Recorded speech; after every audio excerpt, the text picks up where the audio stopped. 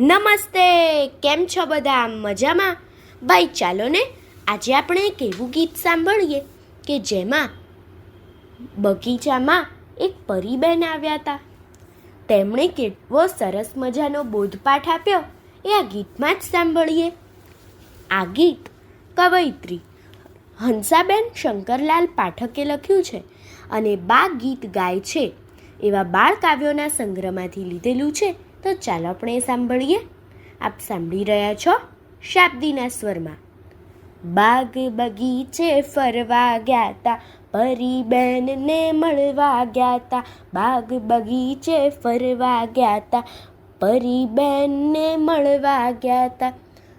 અમને દેખી હસવા લાગ્યા, મીઠી વાતો કરવા લાગ્યા. અમને દેખી હસવા લાગ્યા, મીઠી વાતો કરવા લાગ્યા. વાસી ફળ તમે ખાશો નહીં, ખુલ્લું ખાણું લેશો નહીં. વાસી ફળ તમે ખાશો નહીં, ખુલ્લું ખાણું લેશો નહીં.